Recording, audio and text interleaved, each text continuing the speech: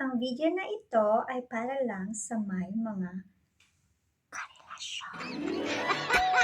Ginawa ko po ang video na ito para po sa mga mag-asawa na hindi pa nila alam yung love language sa isa't isa, ng isa't isa. Ano nga ba ang 5 uri ng love languages? Una, words of affirmation. Ano nga ba ang mga halimbawa ng words of affirmation?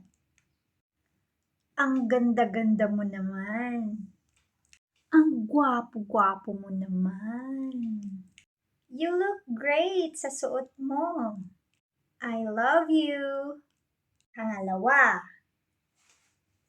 gifts. Gifts could be anything and hindi naman dapat expensive.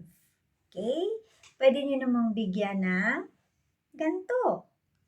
Or kung may budget kayo, then pwede nyo rin bigyan ng ganito. What matter is yung effort. It's the thought that counts. Next is quality time.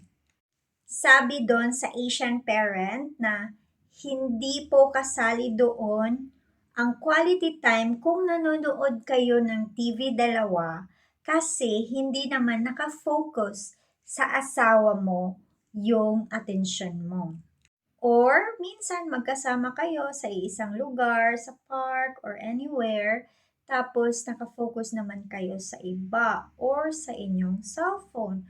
So, maaari din po yun na ang isang tao na gusto ng quality time is hindi niya masyado na makikita or appreciate. Pang-apat ay acts of service or paglilingkod. So, ang i-example ko ay sa amin ng husband ko, yung mga acts of service ng husband ko, like ilalagay niya yung helmet sa ulo ko, or tuwing kakain kami, lalagyan niya first ng kanin at ulam yung plate ko. Parati akong nakakalimot na magsuot ng relo. Kasi hindi po talaga ako mahilig. Kaya kapag ang husband ko, ibibigay niya yung relo sa akin para hindi ko na makalimutan, I felt so loved. Ang panghuli po ay physical touch. Ibibigay ko ulit na example yung sa husband ko, yung ginagawa niya. Physical touch is of course hugging and then holding hands and then kiss or sometimes ginaganon-ganon niya yung ulo ko. So, yun, I felt so loved.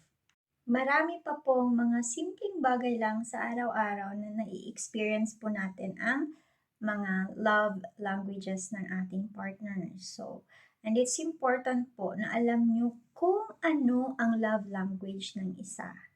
Hindi po yung sa inyo. Kasi kung love language nyo ay quality time, pero ang sa kanya naman is acts of service, yun yung top niya, then mas mafe-feel love siya kung tutulungan mo siya sa bahay. Like yung paghuhugas ng pinggan, pagluluto, or pag-aalaga ni baby, or kung ano man yung pwede mong maitulong sa loob ng bahay.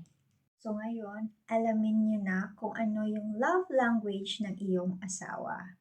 So mas mabuti na yung 5 talaga yung matatouch ninyo or magagawa ninyo sa iyong mga asawa. Pero kung ginagawa mo nga naman yung lahat ng yon, but you are lying, you are cheating, then hindi po yung kasali. It's emotional abuse. And the most important book na mag-glue sa inyong mag-asawa, sa inyong pagsasama, is ang Holy Bible. Yes po, Holy Bible. So this Bible, we bought it sa Jesus is Lord Church. Diyan po kami nag-church ngayon. And sana po may matutunan kayo sa video na ito.